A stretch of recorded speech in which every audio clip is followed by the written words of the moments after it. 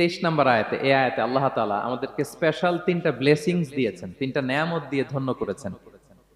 এ নিয়ে আমরা কথা শুনবো ইনশাআল্লাহ। আল্লাহ তাআলা বলছেন, কুল হুয়াল্লাযী আনশাআকুম ওয়া জাআলা লাকুমুস সামআ ওয়াল আবসারা ওয়াল আফইদাতা ক্বালীলাম মা তাশকুরুন। নবী হে, আপনি বলুন, তিনি সে সত্তা যিনি তোমাদেরকে সৃষ্টি করেছেন আর তোমাদেরকে দিয়েছেন শ্রবণ শক্তি, দৃষ্টি শক্তি আর চিন্তা শক্তি।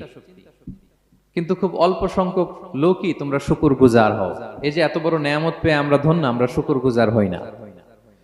তাহলে তিনটা ফ্যাকাল্টি বা তিনটা ক্যাপাসিটি বা তিনটা এবিলিটি যে আল্লাহ তাআলা আমাদেরকে বিশেষ নেয়ামত দিয়েছেন, সেই তিনটা নেয়ামতের কথা আল্লাহ বলেছেন।